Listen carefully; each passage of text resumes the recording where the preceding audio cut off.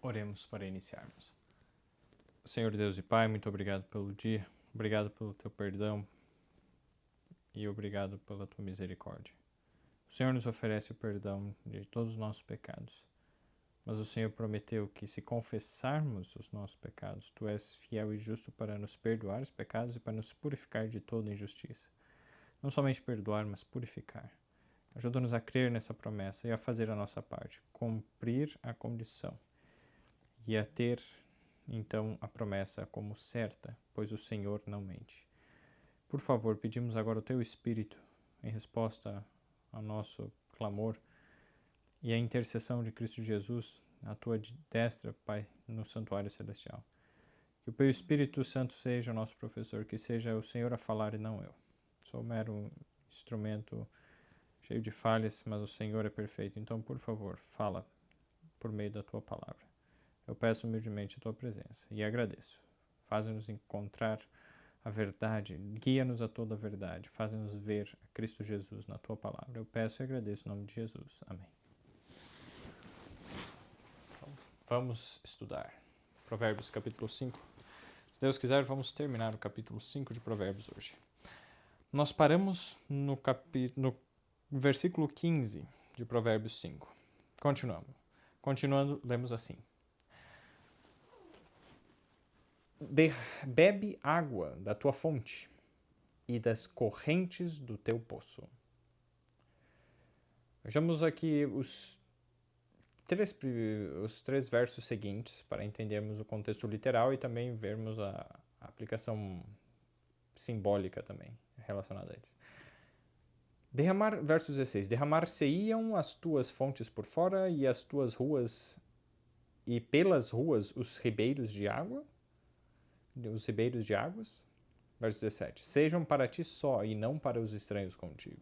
Verso 18. Seja bendito o teu manancial e alegra-te com a mulher da tua mocidade.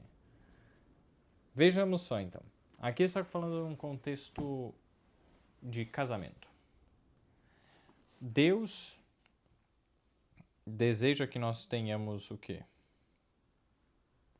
Um princípio no nosso coração que é o da fidelidade.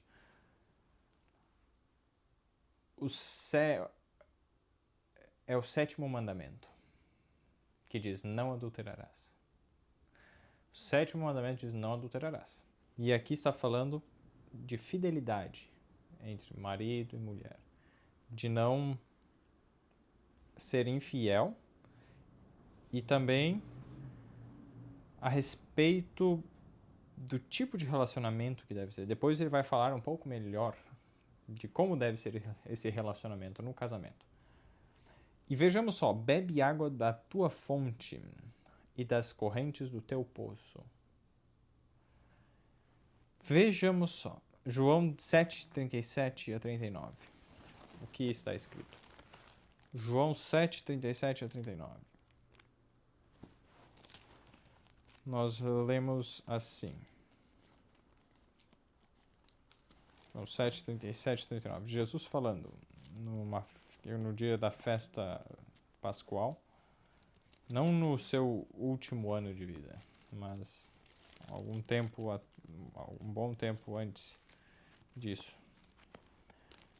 E nós lemos assim, ó, e no último dia, o grande dia da festa, Jesus pôs-se em pé e clamou dizendo, se alguém tem sede, venha a mim e beba. E verso 38 agora, João 7, 38. Quem crê em mim, como diz a Escritura, rios de água viva correrão do seu ventre. Verso 39. E isto disse ele do Espírito que haviam de receber os que nele crescem, porque o Espírito Santo ainda não fora dado, por ainda Jesus não ter sido glorificado. Vejamos só que interessante isso. No último dia, o grande dia, a festa, Jesus pôs-se em pé dizendo, se alguém tem sede, venha a mim e beba. Venha a mim e beba. Jesus é a fonte. Devemos beber água da nossa fonte. E esse ponto, bebe água da tua fonte e das correntes do teu poço. Depois no verso 17 nós vamos ver um pouco melhor essa característica da tua fonte, teu poço. Jesus está dizendo que ele é o quê? Ele é uma fonte de água. Por quê? Vamos até ele e vamos beber. E aí o verso 38, quem crê em mim, como diz a Escritura, rios de água viva correrão do seu ventre. Então essa pessoa passará a ser uma fonte também. E isso está relacionado ao quê? Crer em Jesus. Beber de Jesus está conectado com crer nele, acreditar nele, ter fé, confiança, não duvidar, não ter medo. Será que Deus vai cumprir o que ele falou? Será que Jesus me ama? Não, confia, creia. Se ele disse, acredite. E isto é verdade. Então, vejamos só. O verso 39. E isto disse ele do Espírito que haviam de receber os que nele crescem. Ou seja, crer em Jesus é ir a ele e beber a água. E essa água que nós bebemos dele é o quê?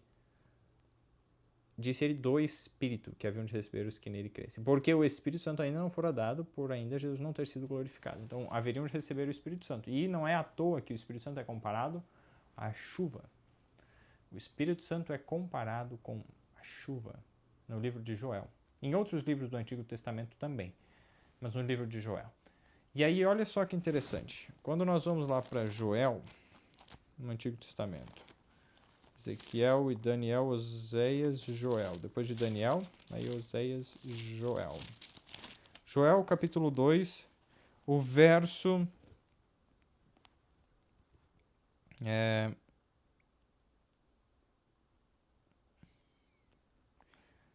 verso 23.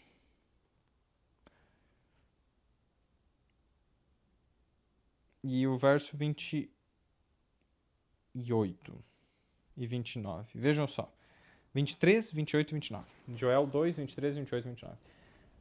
Perdão por ter demorado um pouco para achar. É que eu lembrei desse texto agora, não estava ali no estudo que eu tinha feito antes, mas fecha bem. Deus, né, lembra, faz lembrar. É isso que o Espírito Santo que nos traz a memória, é a promessa de Deus. Então, vamos lá. Joel 2, 23.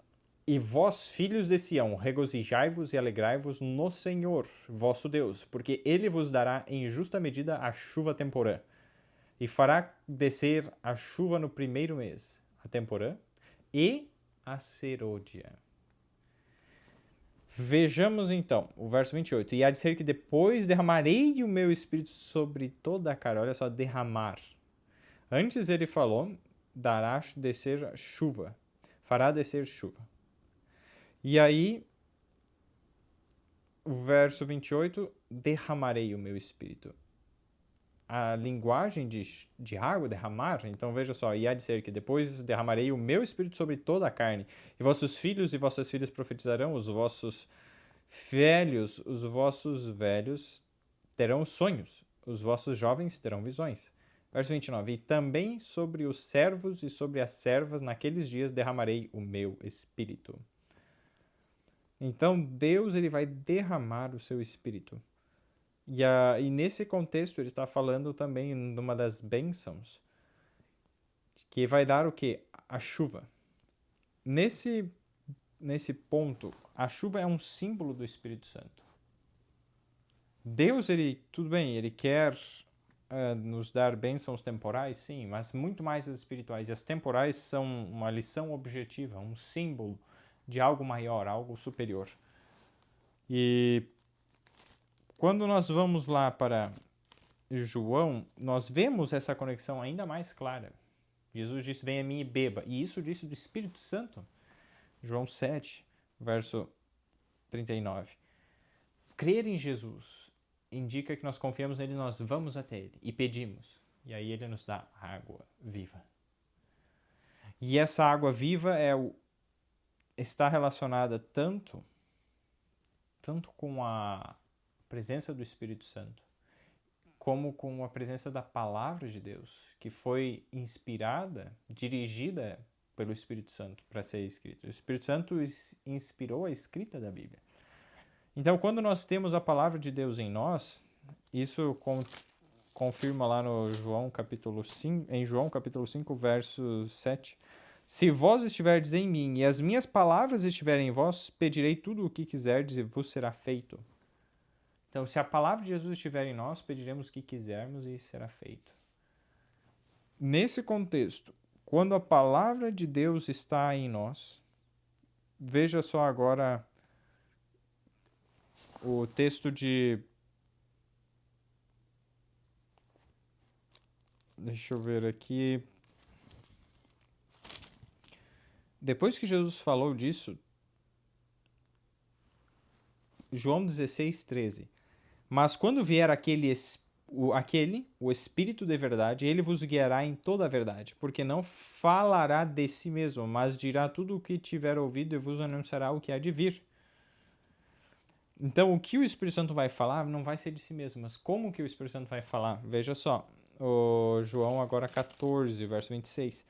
Mas aquele Consolador, o Espírito Santo, que o Pai enviará em meu nome, esse vos ensinará todas as coisas e vos fará lembrar de tudo quanto vos tenho dito. Tudo que Jesus nos disse, pessoalmente, tudo que Jesus nos disse pelos seus profetas, que é Deus falando por meio dos seus profetas, e é Jesus, a revelação de Jesus Cristo, a Bíblia dá testemunho de Jesus, então é tudo sobre Jesus.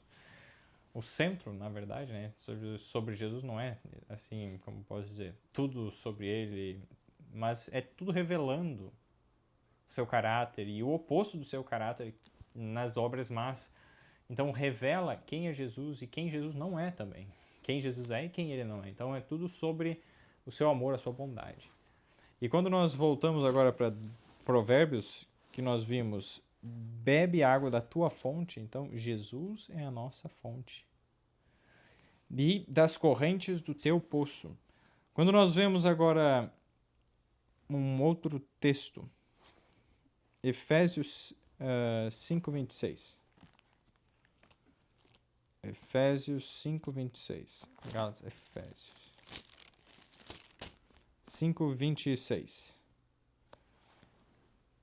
Para a santificar, purificando-a com a lavagem da água, pela palavra. Então, aqui está no contexto de um marido, mulher, Jesus, a igreja. E Jesus quer purificar a igreja. Nesse contexto, ele estava usando esses símbolos. Como nós já estamos vendo novamente, no relacionamento homem e mulher é um símbolo de um relacionamento, é um símbolo para algo muito maior, que é o relacionamento de Jesus com a sua igreja, com o seu povo. E aí, quando ele fala aqui, para purificar a igreja, Jesus, então, ele com a lavagem da água, como que você vai purificar com a lavagem da água? Pela palavra. A palavra de Deus é como água. E é o Espírito Santo que dá vida a essa palavra. Porque palavra, sendo vida, precisa estar em atividade, em movimento. Palavras inúteis ou que não geram mudanças, que não resultam em nada, só ficar de palavras, não. Você precisa fazer. Tem que ter movimento. E Deus, quando ele fala, ele faz e não fica só de palavras. E claro, tem coisas que ele fala que é a condição. Eu vou fazer se vocês fizerem. As pessoas não fazem, ele não faz, mas isso está incluso na sua palavra, a condição. E quando nós vemos aqui, para purificando-a com a lavagem da água pela palavra, se você pega a água e deixa parada, sem movimento, o que acontece? Cava uma lagoa, assim, um lugar, uma piscina, você coloca a água lá e deixa um ano sem mexer, parada. O que acontece? E se você pegar e fizer um córrego de água e deixar lá, um ano, correndo água, assim, e tiver um córrego, né? Não que você vai fazer, é difícil, mas tem um córrego lá. O que acontece? Qual a diferença? Quem não sabe, vá no meio da natureza, procure um local que tem água parada, que não foi mexida, ou faça a experiência você mesmo, cava um buraco, ou faz uma coisa e deixa lá. Cuidado com os mosquitos. Põe uma tela assim em cima para os mosquitos não irem. E outro local com água corrente. Observe. Água corrente faz esse movimento da água, faz com que permaneça vivo, limpo, permaneça limpo, tenha vida. Já a água totalmente parada, fica morta. O mar morto é um exemplo disso. Então, a palavra de Deus, quando nós recebemos, devemos passar adiante. Então, quando nós recebemos, nos tornamos correntes, fontes de água. A água salta de nós para outros, para a vida eterna. E isso é a palavra de Deus. Então, estudar a Bíblia é importantíssimo. Se a palavra de Deus permanecer em nós vamos pedir e será ouvido. Porque se a palavra de Deus permanecer em nós daremos fruto. Será algo vivo, não vai ser algo estéril, morto. Por isso que não é somente ter a palavra de Deus, é a palavra de Deus e o Espírito Santo. Por isso nós oramos pelo Espírito Santo no início do estudo. É a palavra de Deus com o Espírito Santo. E agora vamos ver Provérbios 5, continuando o verso 16. Derramar-se-iam as tuas fontes por fora e pelas ruas os ribeiros de águas? A nossa fonte não pode ser passada para outros. Por exemplo, seria feito isso? Se isso traria bons resultados? Seria bom? Verso 18. Verso 17. Sejam para ti só e não para os estranhos contigo. Como entender isto? Nós vamos nos tornar uma fonte de bênção, de vida para outras pessoas? Sim. Mas a nossa conexão vai ser com Jesus. E Jesus tem um povo. Então, o que nós faremos? Teremos uma conexão individual única com Jesus. E nós já vamos mostrar na Bíblia isso. Mas nós teremos uma conexão única e individual viva com Jesus. E essa água que espalharmos vai ser para que outros provem e se conectem com Jesus também.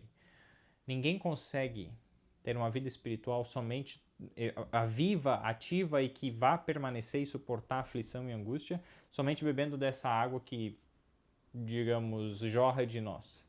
Nós podemos ser canais e devemos, e isso vai abençoar muitas pessoas, mas o principal, que elas vejam nisso o princípio, a verdade, a fonte, e vão até a fonte.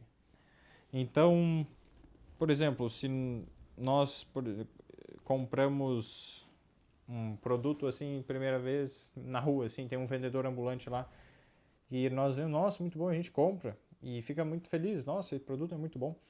E aí, de repente, a gente descobre que esse vendedor lá, ele comprou de um outro vendedor, e aquele vendedor comprou de uma distribuidora, e a distribuidora comprou lá da fábrica, e você consegue um jeito de comprar direto da fábrica. Qual que é melhor? Comprar lá em 3, 4 etapas, e depois passando por vários distribuidores e revendedores, comprar lá no final ou ir direto na fonte? Qual que vale mais a pena? Qual que é melhor?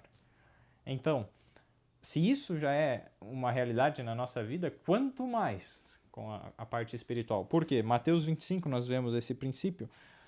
Mateus 25, 8 ao 13.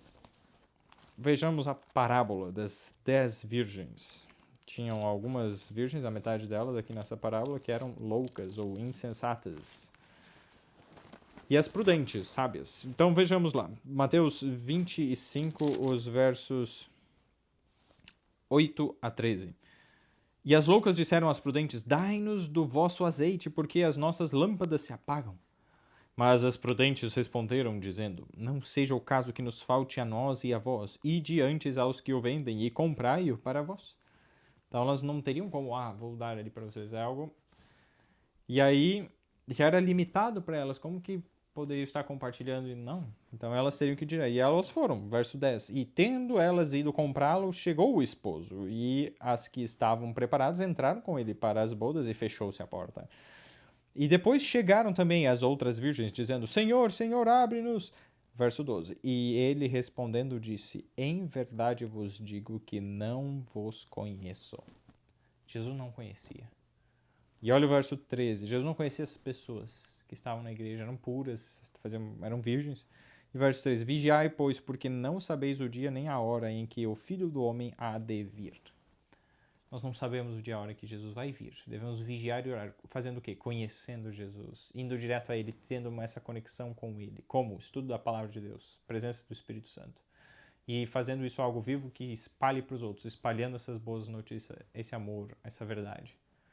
Vivendo desta forma, teremos vida e cumpriremos o papel. Estaremos preparados. Vigiando e orando. E isso, olha só, esse estudo da Palavra de Deus, conexão com Jesus, a presença do Espírito Santo e espalhar as palavras de Deus somente pode acontecer e se tornar vivo e uma realidade em nós por meio da oração.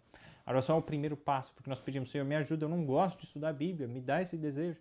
Senhor, eu estou com esse problema, me ajuda. Então é pela oração que nós temos acesso ao poder de Deus, e é pela palavra dele que nós sabemos o que ele quer, o que ele não quer, as promessas, as condições, e aí, cumprindo, Deus responde. Amém? Vamos lá, voltando para Provérbios capítulo 5. Provérbios 5, verso 19 agora. como serva amorosa e gazela graciosa... Oh, perdão, voltando ao verso 18 antes. Seja bendito o teu manancial, e alegra-te com a mulher da tua mocidade. E nesse contexto, vejamos só, Isaías 54, 5. Isaías 54, 5. Nós lemos assim: porque o teu Criador é o teu marido, o Senhor dos Exércitos é o seu nome, e o Santo de Israel é o teu Redentor, que é chamado o Deus de toda a terra. E Deus, ele é fiel. Infelizmente, nós não somos. Mas ele nos repreende. Veja só a continuação, Isaías 54, verso 6 e depois o verso 8. Porque o Senhor te chamou como a mulher desamparada e triste de espírito, como a mulher da mocidade, olha só, que fora desprezada, diz o teu Deus. Mulher da mocidade. Quem é a mulher da mocidade? Deus diz que o seu povo é. Nós somos. E aí, verso 8, Isaías 54, 8. Com um pouco de ira escondi a minha face de ti, por um momento, mas com benignidade eterna me compadecerei de ti, diz o Senhor, o teu Redentor. Amém. Amém. Amém. Verso 10. Porque os montes se retirarão e os outeiros serão abalados, porém a minha benignidade não se apartará de ti, e a aliança da minha paz não mudará, diz o Senhor que se compadece de ti. Deus seja louvado por isso. E agora, mais um verso nesse contexto. Então, perdão, o verso 17 ainda, né? Mais um verso nesse contexto mesmo de Isaías 54. O verso 17, o último verso. Quando Deus está falando assim da mulher, que o teu Criador é o teu marido, quem é esse? Essa esposa, né? Que ele está se referindo. Eu li todo o capítulo e foi só no último verso que ficou bem claro. E fica lá, ó, veja só. Tem uma promessa aqui nesse verso e aí ele explica quem que é. Toda a ferramenta preparada contra ti não prosperará, e toda a língua que se levantar contra ti, em juízo tu a condenarás. Esta é a herança dos servos do Senhor, e a sua justiça que de mim procede, diz o Senhor. Esta é a herança dos servos do Senhor. Aqui, depois de falar várias bênçãos, várias situações que aconteceram, que vão acontecer, ele diz que isso é a herança dos servos do Senhor. Servos de Deus fazem parte da sua igreja. Servos de Deus fazem parte da esposa de Cristo, da esposa de Deus, e espiritualmente falando. Então, quem é servo de Deus, serve a Deus, trabalha para Ele e faz o que Ele pede, esse faz parte da sua igreja, do seu povo. Amém? Agora, o contexto que fala, Provérbios 5, 19, a respeito agora de um outro símbolo, vejamos lá. Provérbios 5, 19. Como serva amorosa e gazela graciosa, os seus seios te saciem todo o tempo, e pelo seu amor sejas atraído perpetuamente. Olha que interessante.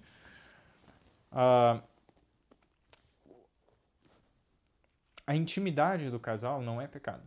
Deus colocou isso para ser algo, para ser desfrutado de uma forma não aberta, explícita, para todos verem, não.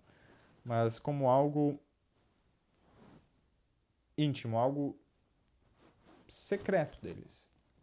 E por isso também nosso relacionamento com Jesus é algo tão íntimo, secreto, no sentido de que não deve ter outra pessoa ali se metendo no nosso relacionamento com Deus, não. Ninguém pode chegar e falar, você tem que fazer isso, aquilo, tem que tentar ditar as regras, não. É individual, é único. E deve haver essa intimidade e esse sigilo no nosso relacionamento com Deus, assim como existe no casamento. Mas isso não vai ser algo assim, é feito às ocultas, é secreto e tal. Não. Por exemplo, nosso relacionamento com Deus trará frutos. Boas obras, ações, amor ao próximo, coisas boas serão vistas. E assim, por exemplo, o relacionamento de um homem e uma mulher traz frutos, os filhos. E é por isso que a terra está cheia. E nesse contexto, quando nós colocamos comparamos o símbolo com a realidade, e algo maior ainda do que a realidade, né? Algo espiritual que é sobrenatural, Deus quer que nós participemos disso. E quando a gente vê, por exemplo, ser saciado pelos seios, o seio é o que produz leite, que alimenta. Então, quando nós vamos para 1 Pedro, capítulo 2, o verso 2 e depois o verso 1, nós entendemos um pouco melhor o que significa isso. 1 Pedro 2, verso 1. Verso 2 primeiro. 1 Pedro 2, 2. Desejai afetuosamente, como meninos novamente nascidos, o leite racional não falsificado, para que por ele vá descrescendo. Então, o leite é um alimento de fácil digestão e devemos ter esse desejo, nascer novamente. E não ficar somente no leite, mas progredir para outros alimentos também. Mas aqui está se referindo a uma linguagem simbólica, um alimento saboroso. Uma criança recém-nascida ama mamar, ama o leite. É feito ali para ela, está morninho, está com tudo que ele precisa e é o melhor alimento para a criança. Então, as verdades básicas, quando nós nascemos no reino de Deus, devem sempre nos trazer alegria, nos satisfazer eternamente. E daí, com base nisso, crescer e crescer. E Paulo até fala contra aqueles em 1 Coríntios 3, 2, ele fala contra aqueles que ficam só no leite. Não sai do leite. E aí não cresce. 1 Coríntios 3, 2. Depois a gente volta para Pedro aqui. 1 Pedro. 1 Coríntios 3, 2. Vejamos só. Com leite vos criei, e não com carne, porque ainda não podíeis, nem tampouco ainda agora podeis. Então, veja só. O verso 1. E eu, irmãos, não vos pude falar como a espirituais, mas como a carnais, como a meninos em Cristo. Como a meninos. Daí ele criou com leite. Então, não com carne ou com alimento sólido, de outras traduções, esse é o sentido que eles é um alimento mais complexo, mais pesado. Porque ainda não podia, nem tão pouco agora podeis. Uma criança que fica só no leite, não está se desenvolvendo bem, alguma coisa está errada. Ou se ela escolher ficar só com leite, os pais decidem, não, vamos dar só leite para ele, não vai crescer, não vai se desenvolver como poderia, porque precisa algo mais. E aqui ele está falando, ainda sois carnais. Então, no início, a gente começa a aprender as coisas básicas, mas ainda tem muita coisa da nossa vida passada, tendências, hábitos. E se a gente não for crescendo, aprendendo, fazendo mudanças, e aí não vai crescer. É simples assim. Então, por isso que nós devemos ter um crescimento contínuo, constante. E um outro texto sobre isso está em Hebreus 5. Depois voltamos para 1 Pedro. Vamos lá, Hebreus 5. Timóteo de Filemão, Hebreus 5:12. Nós lemos assim. Porque devendo já ser mesmo... Perdão, aqui. Hebreus 5:12. Porque, devendo já ser mestres pelo tempo, ainda necessitais que se vos torne a ensinar quais sejam os primeiros rudimentos das palavras de Deus, e vos haveis feito tais que necessitais de leite, e não de sólido mantimento. E o verso 13. Porque qualquer que ainda se alimenta de leite não está experimentado na palavra da justiça, porque é menino. E o 14 agora também. Mas o mantimento sólido é para os perfeitos, os quais, em razão do costume, têm os sentidos exercitados para discernir tanto o bem como o mal. Ou seja, costume. Ter o que? Por meio da prática, ter os sentidos exercitados. Ou seja, a prática do que?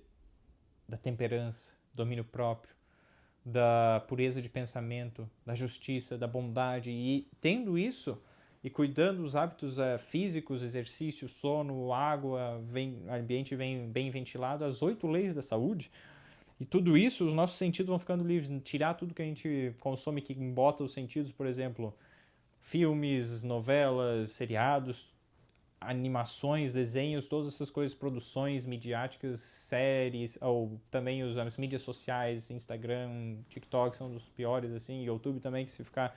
Tem que ter muito cuidado para que isso não embote a mente. A glutonaria, excesso na alimentação, outras coisas, falta de sono, falta de exercício. E também o excesso de trabalho, ficar só pensando em trabalho, trabalho, trabalho, que tanto fique sobrecarregado de trabalho, que os cuidados dessa vida esteja tudo sufocando. Isso está em Lucas 21, 34, depois que se alguém quiser ler lá, essas coisas estão lá. Ao meio da corrigida fiel, a melhor tradução para colocar exatamente a palavra lá é glutonaria. Então, quando a gente volta aqui, veja só, o verso 13. Experimentado na palavra da justiça. Experimentado, ter experiência na palavra de Deus, continuar estudando a Bíblia, ou seja, as verdades básicas da Bíblia. Se eu estudei aquilo e agora ficar contente com isso e não crescer, um menino em Cristo, ou seja, não estabelecer uma conexão com Cristo, ainda não amadureceu, e aí fica só naquilo, não conhece Jesus, e aí Jesus vai chegar e eu não te conheço, nunca vos conheci. Por isso precisamos ter a nossa experiência pessoal com Cristo em oração, estudo da Bíblia e a prática do que estamos estudando.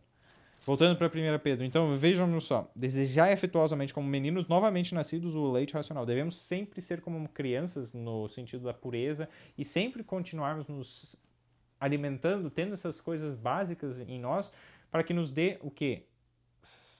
Alegria, essas coisas continuem nos trazendo vida. E isso está conectado com o que? O verso 1. Deixando, pois, toda a malícia, ou seja, falar mal, toda a malícia, e todo o engano, e fingimentos, e invejas, e todas as murmurações, reclamações. Olha só, se alguém aceita Jesus, mas continua reclamando, falando mal dos outros, tendo inveja, e não aprende, não cresce, não vence essas coisas pelo sangue de Jesus, é como alguém que fica só no leite, e continua indo para a igreja, dizendo que serve a Jesus, mas e aí? Não conhece Jesus? Não permitiu que ele transformasse a vida? Não buscou essa transformação, esse crescimento, se exercitar na palavra da justiça? Então esse é o ponto. E quando nós voltamos lá para Provérbios 5, verso 19, então, como serva amorosa e gazela graciosa, os seus seios te saciem todo o tempo, e pelo seu amor sejas atraído perpetuamente. O amor de Jesus é o básico. É o básico, é isso que começa o nosso relacionamento com ele, começa dizendo, Jesus me ama, Jesus te ama. Quando a gente conhece isso, experimenta, aí nós começamos a crescer, desejar conhecer mais ele, e a Bíblia é a ferramenta única para conhecermos a Jesus melhor de qualquer outro. Depois da Bíblia, a natureza, ver na natureza, como nós falamos hoje, coisas práticas que Deus deixou lições ali. Então, e convive uns com os outros, então essas coisas devemos colocar em prática. E quando vemos isso, veja só, Provérbios 5, o verso 20. E por que, filho meu, te deixarias atrair por outra mulher e te abraçarias ao peito de uma estranha? Por que deixar nossa fidelidade a Jesus e servir o quê?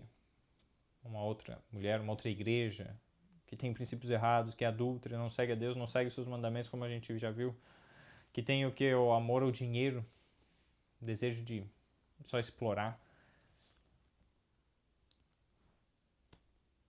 E o verso 21, eis que os caminhos do homem estão perante os olhos do Senhor, e ele pesa todas as suas veredas. Nesse contexto ali do verso 20, veja só os versos 3 e 4 de novo do Provérbios 5. Porque os lábios da mulher estranha destilam favos de mel, e o seu paladar é mais suave do que o azeite. Mas o seu fim é amargoso como o absinto, agudo como a espada de dois gumes.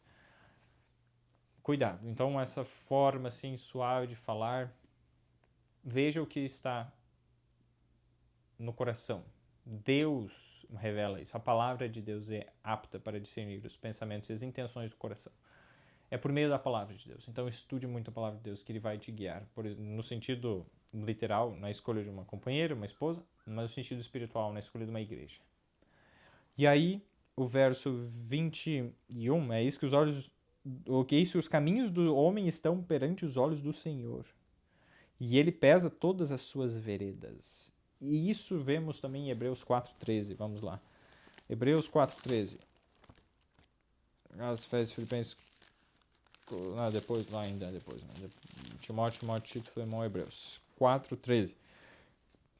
E não há criatura alguma encoberta diante dele. Antes, todas as coisas estão nuas e patentes aos olhos daquele com quem temos de tratar. Então, todas as coisas estão bem visíveis, bem claras, nuas e patentes perante Deus. Deus vê. E Ele vai nos julgar, no sentido, e Ele pesa as veredas, os caminhos, nossas coisas. Então Ele vê o que está no coração dele, qual o princípio, o que Ele tem feito, qual é o uso que Ele tem feito das oportunidades que eu dei para Ele. Façamos uso das oportunidades. Porque se fizermos mau uso delas, vejamos só, o verso 22 e 23. Por quanto ao ímpio, as suas iniquidades o prenderão, e com as cordas do seu pecado, o microfone tá ali. Quanto ao ímpio, as suas iniquidades o prenderão, e com as cordas do seu pecado será detido. Ele morrerá, porque desavisadamente andou, e pelo excesso da sua loucura se perderá. A perdição vem por causa nossa. Não é culpa de Deus. Deus dá avisos. Deus mostra, mas se nós escolhermos seguir o nosso próprio caminho, perdição. Oremos para encerrar. Senhor Deus e Pai, muito obrigado pela Tua palavra, obrigado pelos ensinamentos. Ajuda-nos a pôr em prática tudo o que ouvimos e aprendemos. Seja o nosso professor, eu peço Teu Espírito e agradeço. Guia-nos, por favor, em nome de Jesus. Amém. Deus abençoe a todos.